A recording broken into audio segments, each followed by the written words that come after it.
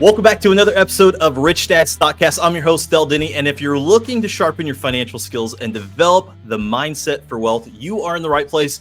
Today, we're diving into a powerful topic, the big money mindset. Now, before we get started, don't forget to like, subscribe, and leave a comment below. Your feedback helps us to bring you more of the content that you want to hear. And for those that are eager to develop a wealth building mindset, head over to stockcastbonus.com to grab free resources that'll kickstart your journey. And as always, we have our resident expert, Andy Tanner, joining us today. Andy, welcome back to the show. Oh, Del, it's good to see you, man. Excited for today's discussion. This will be great. I am too.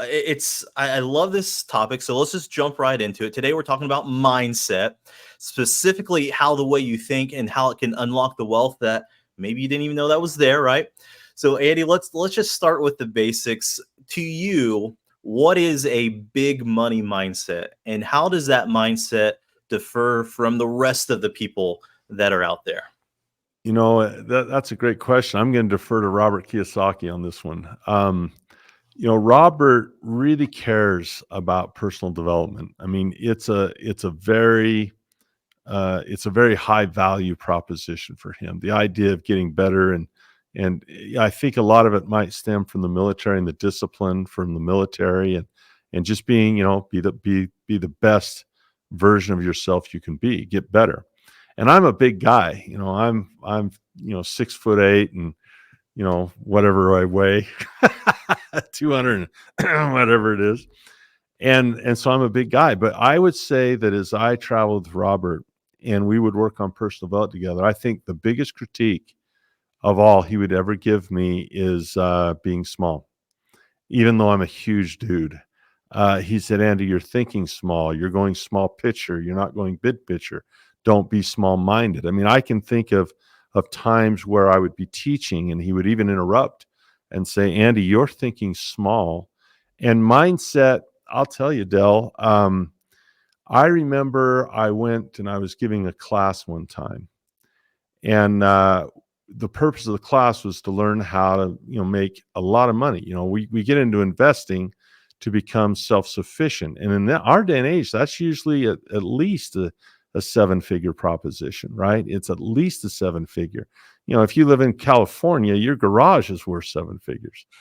And I remember a person came in and they were whining about the parking. I think it was like, $10 or something. That's small mindset.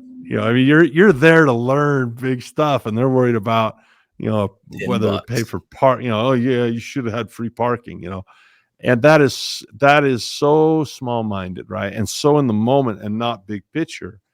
I think a discussion, I will tell you that I think the number one weakness that I have, as Robert has pointed out time, I still don't think my mindset's big enough. I still don't think I think big enough. And so this is going to be a great discussion, not just for everyone, but certainly for me, because I'll get to speak from my own strugglings today. So this is going to be great. I'm with you. Every year I have a theme to my year. One of the years was kind of what you said, stop playing small. I think we could do that. So as Robert gave you the prod, how did you make any shifts? How do you stop playing small? How do you start with that big money mindset? Well, I think we have to confess what's possible there. And I'm not a psychologist, Del. I don't have any degrees in this, but I'll give you some opinions and people can absolutely throw them out, or it can be food for thought. But, let's start with there's books that talk about the, expansive mindset, expansion, and then limited mindset where we limit. And if I have limits, and I say, well, I begin to self-deprecate, which is a real problem for all of us. I was brought up in a household where humility was very, very high, and there's nothing wrong with being humble, but often humility isn't telling the truth. And I've been in personal development seminars where people have wept because they haven't been able to confess their talents. I don't have many talents, but I have some. You have some. I can put a star on a Christmas tree. I can change a light bulb for people being big, but I can also gratefully and humbly acknowledge that I have an ability to make things simple. Okay, now I have a talent. But if I can say I have no talents and I have no opportunities, and that gives me an excuse to not work and an excuse to not try, an excuse to let fear win of failure. Because if I say I can't, and I say I'm limited, and I say I don't have any opportunity, I say I'm a victim of any level of victimhood, we can all find it. I mean, we can choose our beliefs, we can choose our orientations, we can choose the color of our skin, we can choose anything. You can choose anything you want to choose. You can choose your sicknesses. In my case, right? Oh my gosh, I've got this. My wife's got this. We've always been battling health, right? Always. And as long as that stuff is there, that gives us a reason not to risk, and we can curl up in a ball and not risk. And I think one of the things that Robert um, really has is he went to Vietnam, and he tells these stories that I'll never forget. He tells the stories in his helicopter, and he says, when 50 cal, anti-aircraft machine guns are firing up, he says they look like miniature Coca-Cola bottles coming up at you in the air. You can actually see them coming up really fast. Wow. And I think to myself, no wonder he can invest. Going through that and then buying a duplex. it's not that scary buying a duplex. I'm going to buy a stock. But I see people tremble, and I think it's that fear of failure. So if you can acknowledge that you have talent, and you can acknowledge you have opportunity in an imperfect world, and you can acknowledge that any victimhood that you have is there, but you know what? What if I can overcome that? What if it isn't as limiting? What if I can get up in the morning and get online where nobody knows who I am or where I am or whatever? That's one of the things I love stocks, because I don't know any of the people I'm buying or selling with, and they don't know me. It is an absolute level playing field. So I think that's part of the mindset. And people don't want to talk about mindset because they think that it's about the how instead of the be. It's about the do instead of the be. Tell me what to do. They think if they're told what to do, then they're going to have what they want to have. But it's really about who I want to be. And that's personal development. When you're talking about who you want to be, do you want to be a person with a success mindset, or are you going to be a person? That's so important, Del, because I can do surgery, but I'm not going to be a doctor. And I could go litigate a case, but I'm not going to be a lawyer litigating that case. I'll be litigating, I'll be doing, but I won't be a lawyer, even if I'm litigating. And it's like 401k guys. They're investing, but they're not investors. They're investing. They got money invested, but they're not investors because they don't know anything about investing. They don't have the temperament mindset of investors. So the reason mindset is so important is its context is everything. And if you have a context of small, it would make a lot of sense that someone's probably going to be small. So that's something I fight every day. And I think a lot of people do. And I think it's one of the most important investing things, let's talk about real estate, and let's talk about 1031 exchanges, and let's talk about stocks and, inverted yield curves. And let's talk about the do, but every once in a while to step back and say, who am I? What do I want to be? Do I want to be a small mind, or want to be a big mind? It's huge. That is huge, and you brought up a good point. The be, the do, the have. Right? There's that famous equation, right? The being part. Now, you've been in a very unique opportunity to really surround yourself with the best minds in the world. As you look at all the different rich dad advisors, what's a common trait that they have mindset wise, when it comes to the B part? Do you see a common thread amongst all the rich dad advisors?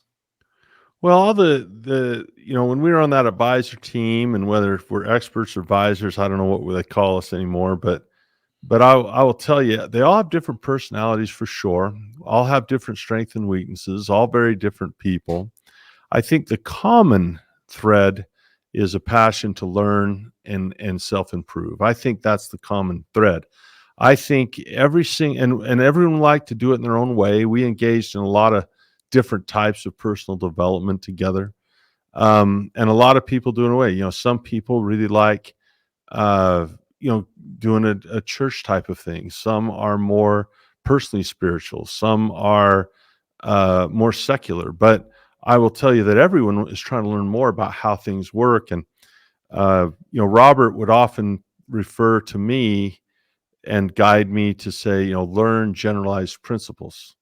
And a generalized principle is something that's true in all cases, and I might add true in all time frames.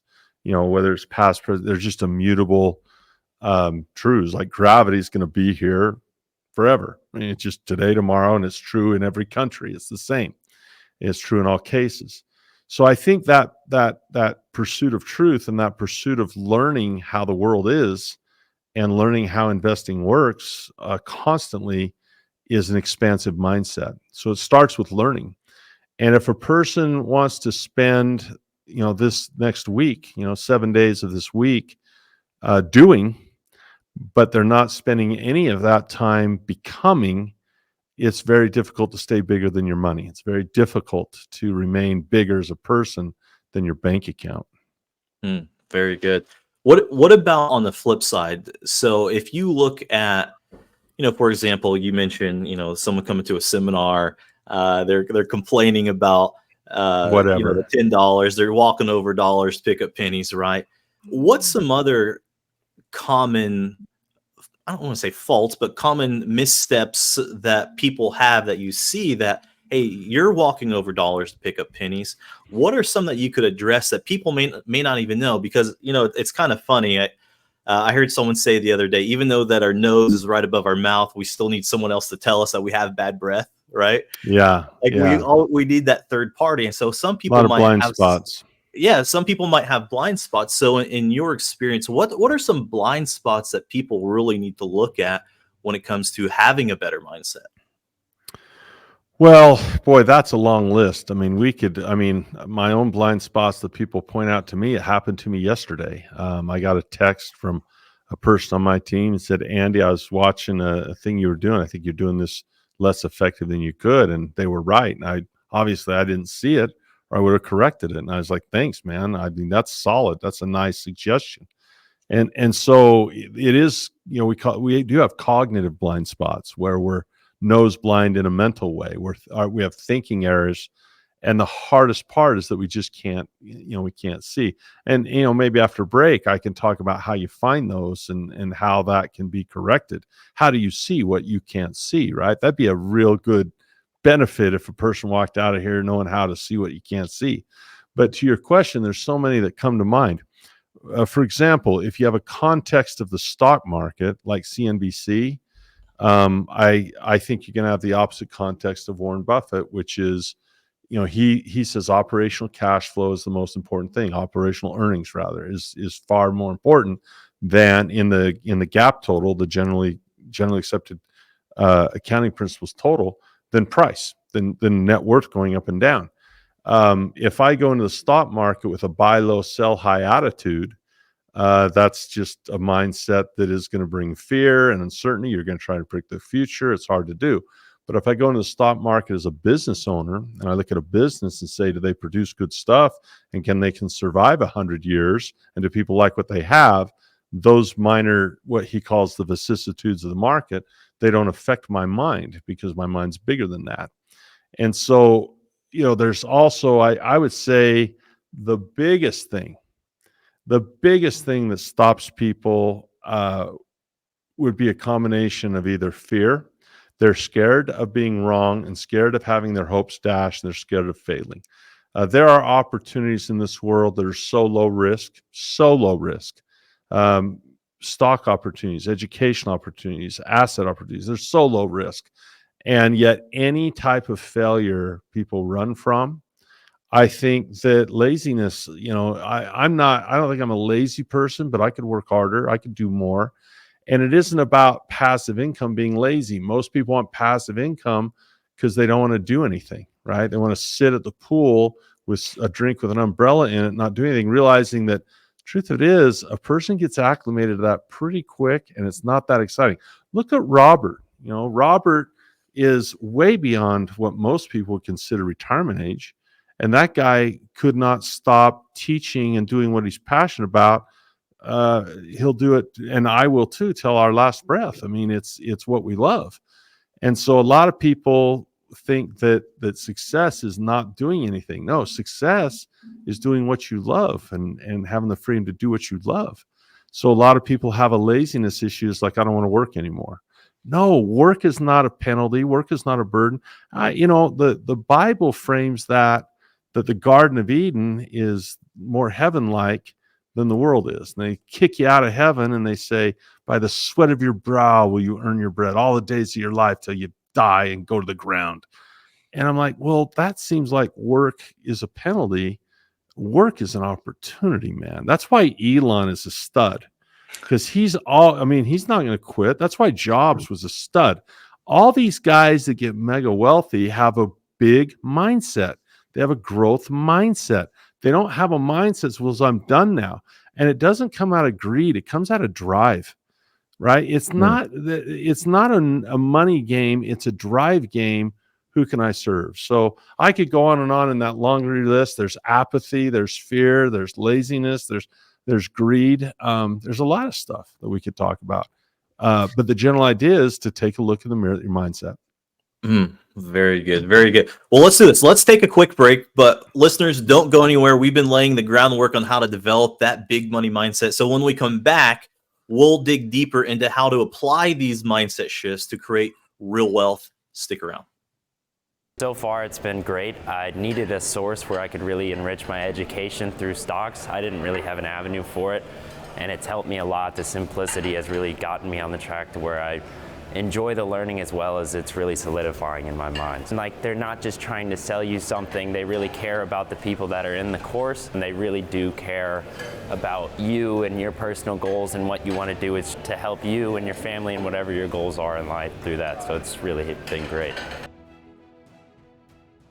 Welcome back to Rich Dad Stockcast. I'm your host, Denney, and we're exploring how to tap into the wealth that's hiding in your head with the big money mindset. Now, before we jump back in, make sure you check out stockcastbonus.com for free tools and resources that can help you to adopt the right mindset and start building your financial empire. Now, Andy, let's get back into the application side of the big money mindset. So we've discussed how to shift from scarcity to wealth building, but how does someone translate that new mindset into tangible wealth? Like, what are some steps that maybe people can do? We talked about the be, but maybe some do. What's your thoughts on that? Well, let me back up a little bit, because I think we've talked about the what. What is a mindset shift? What are the problems? You've asked a lot of what questions today. What is the difference? What about the advisors? What do you see? What? The question now, how do you become a bigger mindset? How do you do that? And I would say one big one is, don't do it alone. I have a guy that I absolutely despise lifting weights with. I can't stand him. He was an exercise physiologist by trade, and he just loves pain. He's a David Goggins type of dude.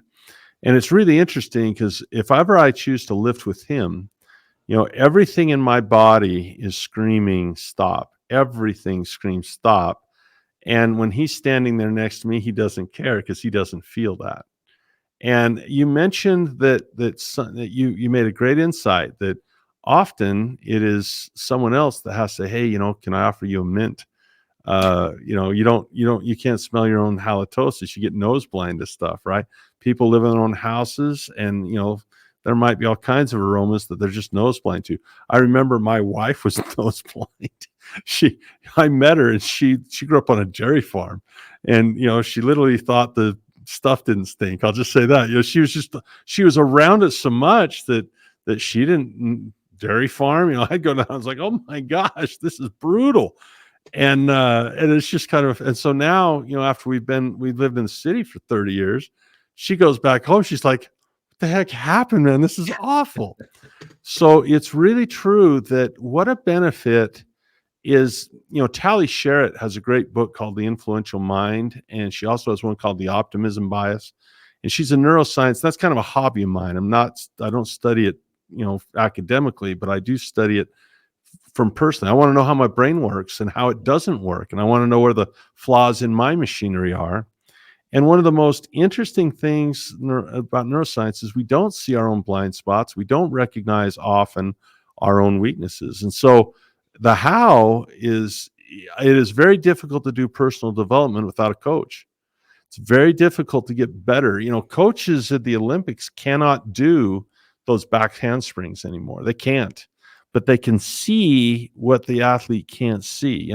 Phil Jackson can't play basketball anymore, right? He wouldn't score a bucket, but he can see where the problems in the team are, where the team might not see it themselves. So I would say, number one, your limbic system is very primal. Mine is too. It's your alligator brain. It's your reptile brain. And your prefrontal cortex that is logic, they're always fighting each other. Logic versus emotion, always fighting. When emotion goes up, the intelligence drops. Just how it works. Emotion goes up, intelligence goes down. So a coach can see, an investment in stocks or an investment in real estate or an investment in business. They're not going to feel that fear because they don't have anything to lose. their limbic system is fine. I'm at the gym and my buddy is just pushing me to do this insane nutty stuff to the edge of mortality. And he's not tired because he's not lifting, So when you can get a coach that doesn't have that reptilian brain let up, they can just say, hey, here's the rules. Here's the right thing. We got to do the right thing. And you're not pushing as hard as you can. And so having a team around you of accountants, of attorneys, but also coaches and teachers, I think it's a really big deal on the how.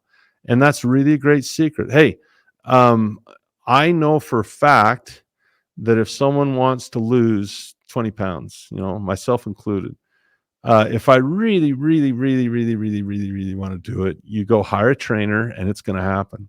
If there were a pill you could take that were painless, you can go get Ozempic, people dropping weight like crazy because it's not hard to do. But if you really do it the holistic way and you get a trainer, there'll be some blood, sweat, and tears, but there's a lot of rewards to that process too. Well, financially speaking, I think it's very much the same as having someone like Robert to tell me, Andy, you're thinking small. I didn't think I was. But when I looked back at it, yeah, I was thinking small. You're right, Robert. Or Andy, you're going small picture. You know what? I really was. I was diving down into minutia and lost the big picture. And so that kind of feedback is really, I think, the number one secret sauce is don't be a solo in your personal development. Don't go solo and say, I'm going to be personal development. Say, we're going to work on my personal development. We're going to work on it, you and me together.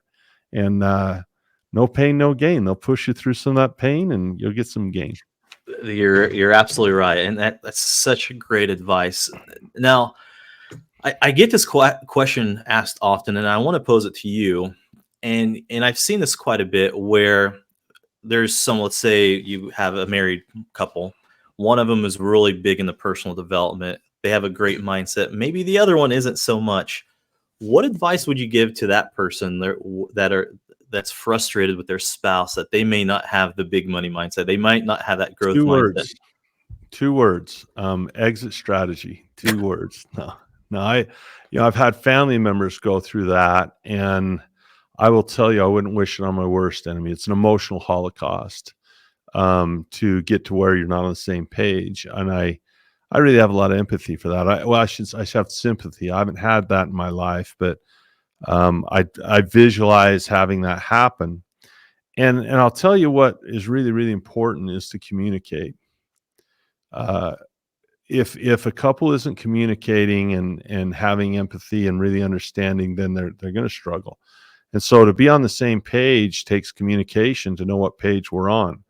Now, what I do, and I'll throw this out there, I'm not a marriage counselor, and I don't have any authority to speak on that because I don't have experience on it, right? It's like I have 2 sons, but so I can't really talk about raising daughters because I've never done it, right? But I can speak with authority on what it means to parent 2 sons. And so one of the things my wife and I do as part of our mindset and our routine is we have a weekly meeting. And it's a very high priority meeting. life's going to happen. We usually have it on Sundays, and if something crazy happens, we can't have it on Sunday. We're traveling or basketball tournament or something. We're not allowed to cancel it.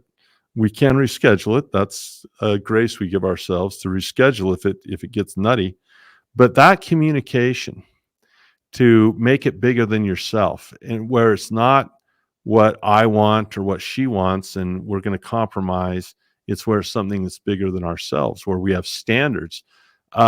Blair Singer has a really interesting take on this type of stuff where he talks about a team code of honor. And the team code of honor is a set of standards that are bigger than yourself. So it's not like I want to get what I want. It kind of buries the selfishness because it's bigger than you. And it makes it so, well, I have these standards I espouse. So when my wife and I get together each week, we have three things we talk about. We talk about our present financial statement. We talk about what we'd like it to look like in the future. And then we go through the schedule of what we're going to do that week. And we do those three things. And I'll confess, I've never mentioned this before. Those who have heard me teach have heard me say it 1,000 times. You have a weekly meeting. What's your financial statement look like now? What do you want it to look like? Now let's get on the schedule. What meetings am I going to have? What assets am I going to buy? What change am I going to make the one now look more like the future one? What am I going to do? There's a fourth one for our family is we also take into consideration some of our sons' goals. If they have a goal to do well academically, we say, hey, are we helping them and supporting with that? So that communication and being on the same page, if you have someone in your life that you love dearly, communication is going to be key. And you know what? Unfortunately, if there is an exit strategy, as many people, have to face that. Well, you got to move on. You have to put one foot in front of the other. So I don't know. You're asking the wrong guy on that question, and I'll do my best on it, but I really don't have the authority to speak to it. I can only speak from my own opinion, experience, and in that question, it might not be worth much. No, I love the experience that you have with that. But I want to talk more about your boys because I'm a parent, and there's a lot of parents that are out there that are listening. What do you do to help cultivate a growth mindset, a big money mindset in your kids outside the meeting? That I can answer. That I can answer with experience. In fact, it was interesting. Just yesterday, I had a dear friend. We had a conversation about this very thing. What I do as a parent to help my kids get a bigger mindset is I don't tell them a lot of things to do. I don't have a lot of rules and a lot of things. I don't guide them by, this is really important. I don't guide them by saying, here's how the world is. This is how you should live. This is what you must do. This is what you ought to do. This is what you have to do. This is what you better do. Or, that coercive language that often is very parental by nature. It's the idea of threat. If you don't do this, you don't get keys to the car type of stuff. I never engage in that stuff ever. I've just trained myself as a parent not to do it. What I do is I ask questions to get them crystal clear on what they want. And if you can get a kid crystal clear on what he really, really, really, really wants, then it changes behavior and they start thinking bigger. For example, let's say my son loses focus and he barks something at his mother. Right. Now I could go bring the hammer and say, that's my wife you're talking to. You're going to have to go through me. You can talk like that. That's a threat, isn't it? Change your behavior. You're going to deal with that. Hey, that's my wife you're talking about, pal. I could do that. I get that look and that tone, that basketball. That's what I used to do in the basketball. You doing that that's right now. That's the old basketball days. Walk on the court and just kind of look at that guy across me like, yeah, this is going to be it for you, isn't it? It's going to be one of those games, right? That's not the tone I take. I say, son, let's back out for a minute. If you really, really, really want, I think one or two things might have happened. Either you lost a little focus and your emotions got the best and you kind of barked at your mom a bit just because you were irritated and barked, natural thing. Or maybe that's really how you want to treat her. I don't know. But let's ask this question. How do you really, really, in the deep heart of your hearts, how do you really want to treat your mom? Was that just a time where and I give him a little grace because chances are he just lost focus. He's not being a little, stinker. He just lost focus, got irritated, barked at someone. And I say, hey, what standard do you want? I learned that a lot from Coach Krzyzewski. If you listen to him talk about the mindset, the big picture mindset, which is winning a gold medal, it's as big as it gets. To win the gold medal, he says, let's talk about standards, not rules. Rules are just, rules, but standards are something. Maybe this might be a quote. I don't know. Maybe I heard this and I'm plagiarizing someone. Maybe I've just come up with a great quote. Rules are things that you bow to, and standards are things that you rise to. How about that? We bow down to Andy. I bow down to parental rules, or I rise to my own standards. If a kid feels like he's rising to his own standards, his mindset gets bigger, because what are my standards? Well, standards are about what? Higher, bigger, wider, taller. Great growth stuff. So I would ask the listeners, what are your standards when it comes to learning? In other words, do you have a standard that says, I will learn something new this week, even though I'm not in school anymore? Or is your mindset limited? It's like, well, I've been to school, I've learned everything, now it's time to do. It's time to do. All the learning, I am who I am, I become who I become, now it's time to do. Or is a truth that there is room to be bigger? What is your standard when it comes? And someone might say, I don't have any standards there. Oh, so you have no standards. Standards are a really big deal. You want to date a lady with high standards. You want to find a young man with high standards. Standards, a huge part of the mindset discussion. Team code of honor, Blair Singer, Robert Kiyosaki. All I do is parrot what these guys have taught me. That's it. That's what I've done. I parrot what they've taught me. I think that's great. No, it's wonderful. The code of honor, and thinking about maybe doing that as a family. What are our standards together as a family? I think that's awesome. Now, as we kind of wrap up a little bit, I have one more question to ask you. And if you had to go back in time and talk to your 18-year-old self, what advice would you give 18-year-old Andy when it comes to mindset? We'd sit down, we'd have a talk for sure. And, you can't do that well. I wish we could have. It's a great exercise to do, though, right? The thing that I would talk about most is freedom. I'd say, when you wake up in the morning, if you are going to say, I can't, that's a rough thing, because I know our country isn't perfect right now. I know our world isn't perfect wherever you live. But think about this. When you get up in the morning and you're all by yourself, and there's no, policemen or governors or presidents, in your head, and you have the internet as a resource, and you can get up in the morning at whatever time you want to. I mean, can you get up an hour earlier than you normally do? Well, I'm so tired. Yeah, but could you do it? Right? Could you do less scrolling on social media and more, listen to stuff like this where we're locked in, right? Could you learn more? What could you not learn with the internet here today, with the information age? What is it that you can't learn? And I would just say, Andy, take advantage of that freedom, because you can do almost anything you want. There's very few restrictions, very few restrictions, and use that freedom. Was I born wealthy? No. My father was a school teacher. My mom did the best she could with, doing other things that were helpful. And so that idea of freedom against victimhood, yeah, we've got, all of us are victims of something. Maybe you mentioned, well, maybe my spouse isn't on board, and that's your challenge. Or maybe you have parents that weren't wealthy, and that's your challenge. Or maybe you've been discriminated against because of your beliefs or the color of your skin. All those things are valid and true. They are.